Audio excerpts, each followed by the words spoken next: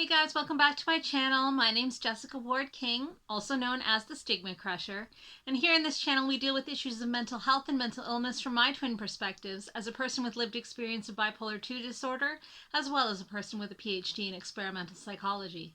Sound like your jam? You're more than welcome here. Please remember to hit subscribe, and if you'd like to be notified each and every week when I post, hit that notifications bell as well. Remember to like and share widely. We would love to add folks to our community here. And with that, let's start stigma crushing for this week. So we've talked a lot on this channel about medications and physical therapies like electroconvulsive therapy and RTMS and DBT, but we haven't talked a lot about the talk therapies. And so today I wanted to focus a little bit on CBT, or cognitive behavioral therapy as it's called, and what it is for, how it works, and then also what it feels like and what it's like to go through cognitive behavioral therapy. We're going to touch on clinician assisted cognitive behavioral therapy, as well as self-directed cognitive behavioral therapy, and really find out how it works and what it entails. So if you're into that, join me. So CBT is a time-limited, goal-oriented, structured form of therapy. It is in reaction to the more willy-nilly form of psychotherapy that was known as psychoanalysis, that was really in vogue from the late 1800s until the mid-1900s. So psychoanalysis really focused on talking about childhood issues, dream interpretation, the unconscious mind, all that kind of thing.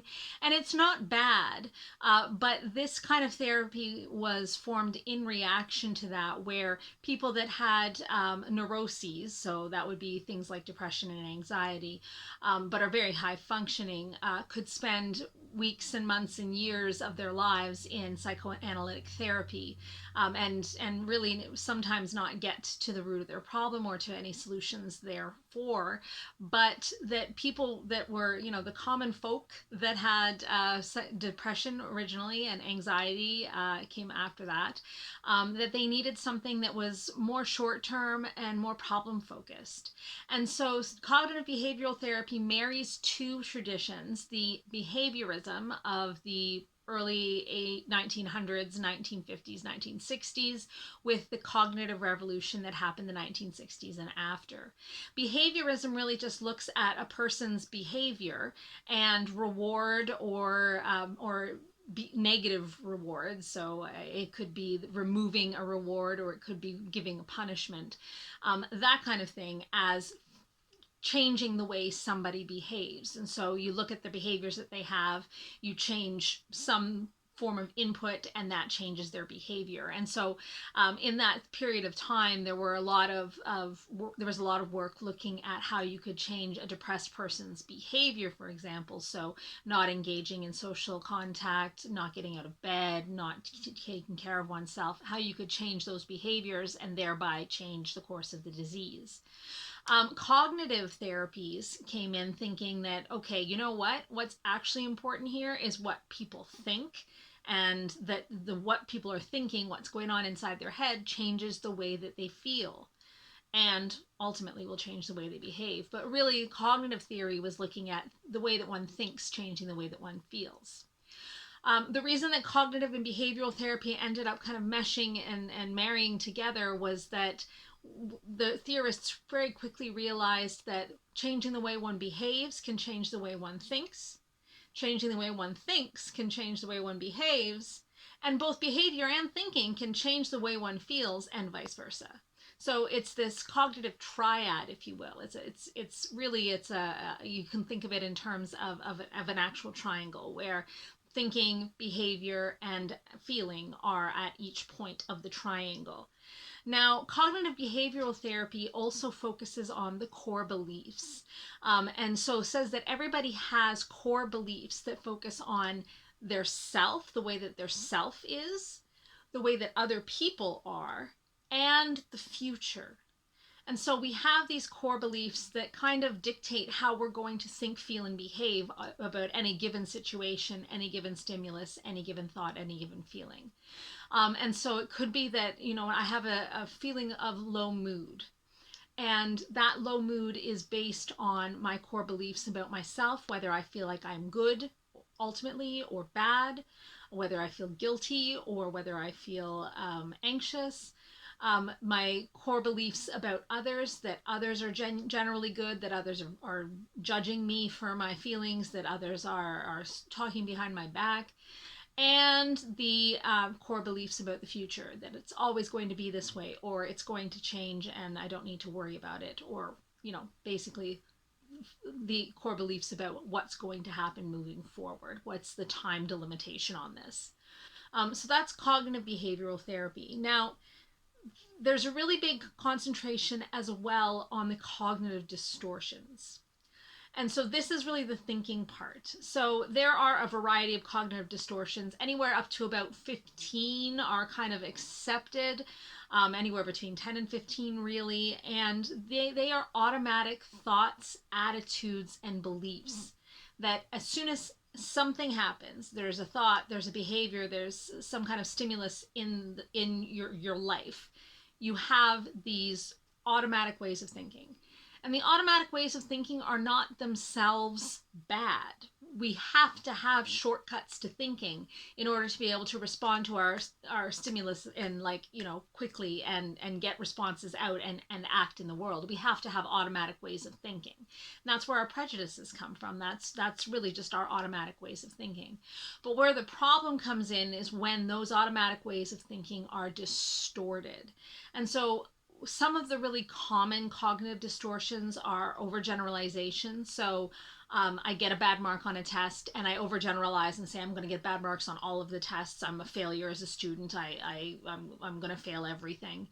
The all or nothing thinking. So it's either that you get 100% on the test or you get 0 and you failed. There's nothing in between, like 100% and failure. And I know I myself am constantly guilty of this one. So if something goes badly at work, I'll overgeneralize and say that I'm always going to do badly. And then I'll have that all or nothing or black and white thinking where I'll say, well, I failed on this and I failed on everything. And it's just failure. It's not, well, something went well, something went a little bit less well. All in all, it's not too bad. It's really like, it's either complete success and I've been given a raise, or it's complete and utter failure. There's another cognitive distortion is those should statements. So you find this when you're thinking to yourself, I should be a better mother. I should be a better daughter or a better friend or a better partner. I should have gotten 100% on that test. Those should statements can really keep you beaten down, all the things that you should have done but didn't. Of course, we can always, hindsight is 2020, and you can look back on things that you could have done differently that would have made something else happen. But having those should statements be the automatic thing that happens as soon as the automatic thought that you get as soon as something happens makes it really, really difficult for you to keep a balanced way of looking at things. Another one of those cognitive distortions is personalization. So something happens, somebody doesn't greet you in the hallway, and you think automatically it's because you're a bad person, it's because they don't like you, it's because you're a failure as a human being, and really it's just that they were lost deep in thought. All of these kinds of cognitive distortions, and there are plenty more. There's discounting the positive, catastrophizing, which I'm really guilty of too, mind reading, thinking that you know what other people are thinking even though you don't and you have no evidence to the contrary. All of these cognitive distortions can lead to, so these are the cognitive pieces, the thoughts, can lead to you feeling badly, or if you have, if you can combat the cognitive distortions, they can lead you to feeling better, and they can also lead you to behaving. And so one of the big things with CBT, they really like worksheets. If you ever try CBT, you will notice this. They like worksheets. And it's because you can really, when you're writing stuff down, you can really see the differences between, okay, what you thought, what you did, how you felt, versus what you could have thought instead, what you could have done instead, and how you could have felt instead. And so that's one of the really common worksheets. So we get a situation, something happens, there's some stimulus in your life, you get a piece of mail, you run into someone on the street, you fail a test, whatever it is, something happens. And then you have your actual thoughts, actual feelings, and actual behaviors versus what you could have done that might have been a little bit more helpful. Now, the thing that's interesting about this is that I have always thought if I could have thought differently, done differently, and felt differently, I would have. And so that's something for me with cognitive behavioral therapy that's always been difficult, particularly when I'm trying to do it for and by myself. So what will often happen is, let me break it down. You'll go into your therapy appointment, a therapy appointment that lasts about an hour, maybe once a week, maybe once every 2 weeks, depending.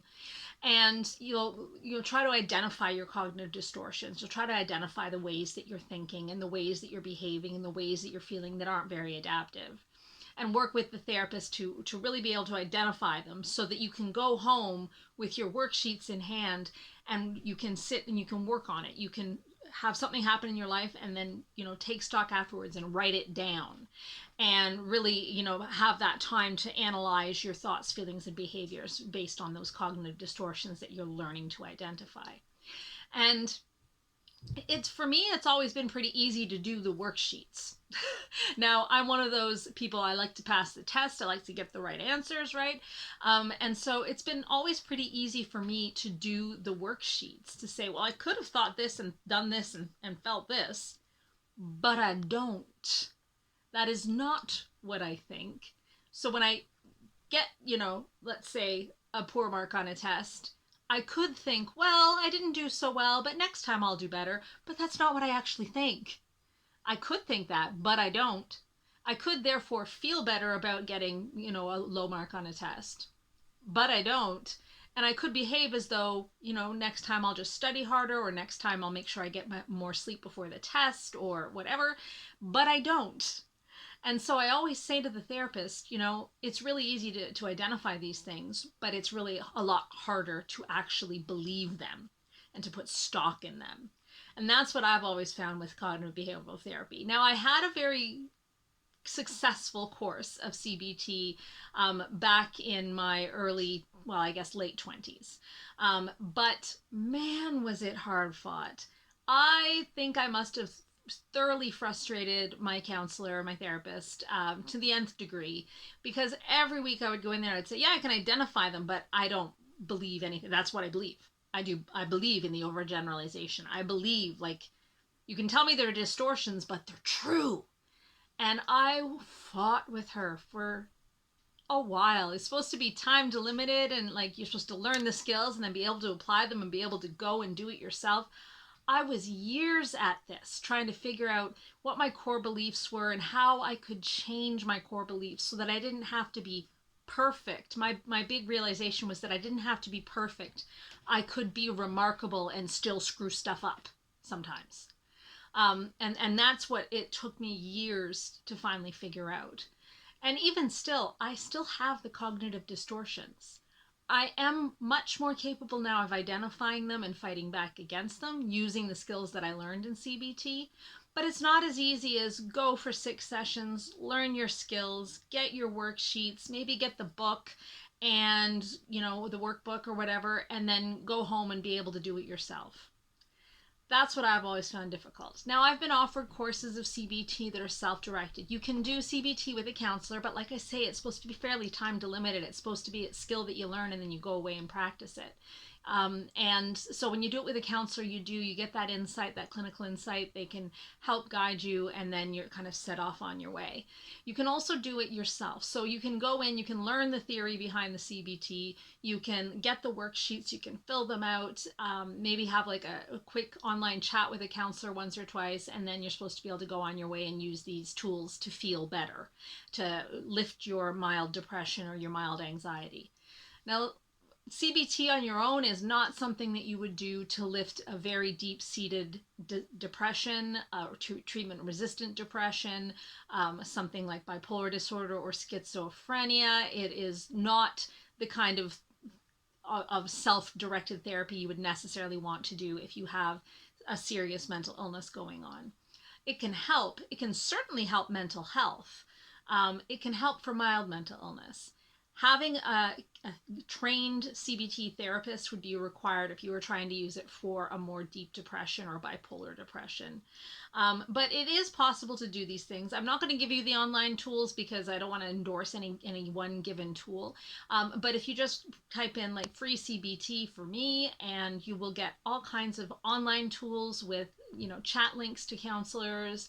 You will be able to find counselors in your area that use CBT. A lot of counselors do, particularly if you have an EAP attached to your workplace. They will probably be using CBT therapy or something like it. CBT is now kind of an umbrella term for a lot of different therapies that are slightly different. So you can use, different kinds of CBT for PTSD or different kinds of CBT for anxiety versus depression. But it's really just one big umbrella for all the cognitive and behavioral therapies that are available out there nowadays.